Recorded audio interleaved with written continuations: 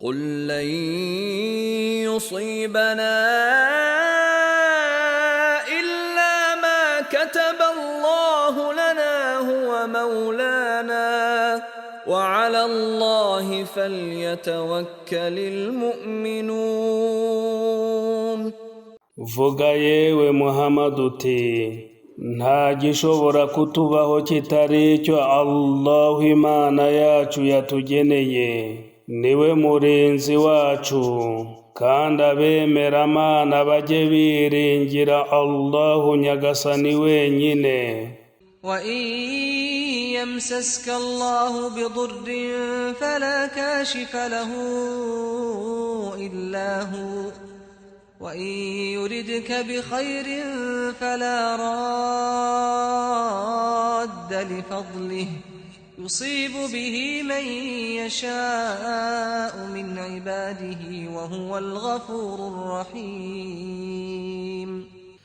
Kandi Allah nyagasani wawe aramutse aguteje ingorane, ntawazi gukiza utari we, ndetse anagushakiye icyiza, ntawakumira ingabire zagenera uwashaka mu bagaragu be, kandi niwe ubabarira ibyaha nyirimpuhwe. Assalamu alaikum wa rahmatullahi wa barakatuh. Amahoro y'Imana, impuhwe ndetse n'imigisha byayo bibane namwe. Bavandimwe nshuti bakunzi b'inyigisho z'idini ya Islamu, twongeye kwishimira kubana namwe muri aka kanya, aho tugiye kurebera hamwe intwaro 12 umwemeramana agomba kwitwaza. Izi ntwaro 12 umwemeramana agomba kuzitwaza aho ari hose, yaba mu ngorane, yaba mu byishimo, agomba kuba hamwe n'izi ntwaro 12. Intwaro ya mbere rero ni iyihe? Ni azkaru, kwibuka Imana kenshi. Dhikri ni intwaro ikomeye cyane. Intwaro ya kabiri ni asaburu, kwihangana. Intwaro ya gatatu ni asala, isengesho. Intwaro ya kane ni atakwa, gutinya Imana. Intwaro ya gatanu ni istighfaru na tauba, ni ukuvuga gusaba Imana imbabazi no kwicuza. Intwaro ya gatandatu ni igitabo cya Qur'ani. Intwaro ya karindwi ni dua, ubusabe. Intwaro ya munani ni hikima, ubugenge, ubushishozi. Intwaro ya 9 ni istiqama, igihagararo mu idini.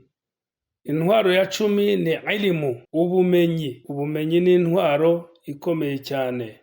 Intwaro ya 11 ni ubumwe bw'abemeramana, kuba muri jama.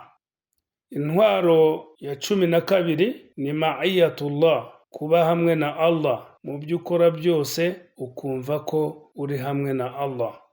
Izi ntwaro tumaze kuvuga uko ari 12 ni intwaro umwemeramana agomba kwitwaza mu ngorane zose zimukikije, zaba ingorane z'umubiri, aha ndavuga uburwayi, aha ndavuga ubumuga, aha ndavuga icyo ari cyo cyose cyababaza umubiri cyangwa roho, haba ingorane z'umutungo, haba ingorane z'urushako cyangwa se z'urubyaro, haba ingorane zikomoka ku bidukikije, haba ingorane zikomoka ku biremwa by'Imana bigiye bitandukanye, zaba ingorane zituruka kuri bagenzi bacu. Intwaro tugomba kwitwaza ni izi ngizi 12 tumaze kuvuga nonaha. Mu masomo yacu y'ubutaha tuzagenda dusobanura intwaro ku yindi. Bityo rero niba wifuza gusobanukirwa neza akamaro ka buri ntwaro n'uburyo ikoreshwa, kora subscribe kuri channel yacu